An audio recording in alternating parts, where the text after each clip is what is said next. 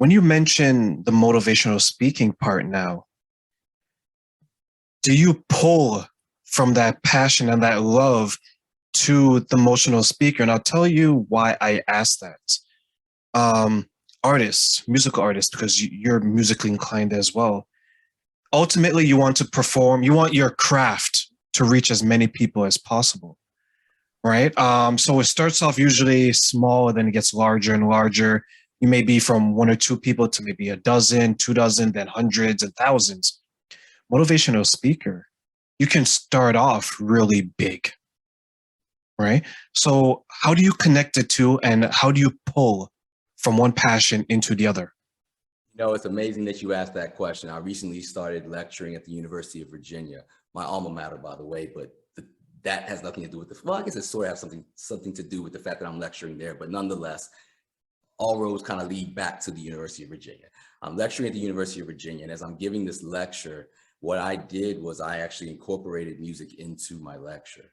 So to get some points across, I use music, and music is always going to be a backdrop to whatever I'm doing. If I'm in fitness and I'm training somebody, I've got a soundtrack to that. If I'm, actually dealing in the music business, enough said. And now as a lecturer, speaker, I actually incorporate music into it as well. And it kind of helps set the tone. It helps break the ice with certain audiences, because again, like you said, music is the common denominator that we all have. So when I'm speaking to audiences that might be 30 years my junior, or that might be of a different demographic than I am, when I throw some music on, it's amazing how it just kind of shifts the whole energy of the room, puts everybody at ease, and just cracks that veil between the two of us so that I can relate to them even better.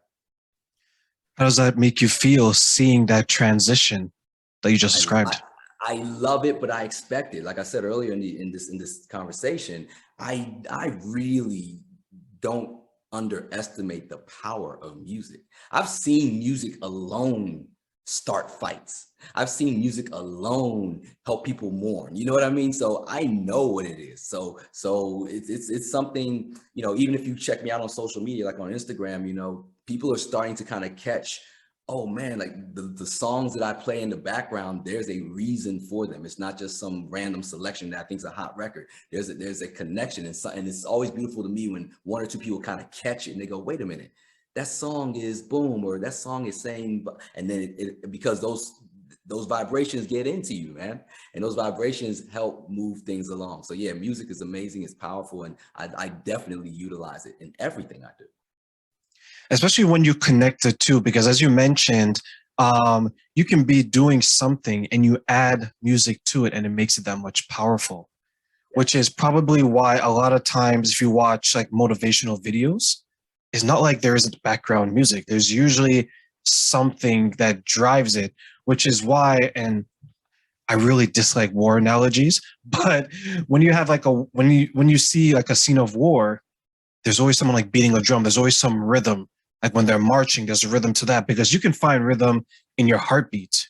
Yeah. You can find rhythm when the way you step. Like if you're conscious enough about it, you're kind of moving to a beat that's in your mind.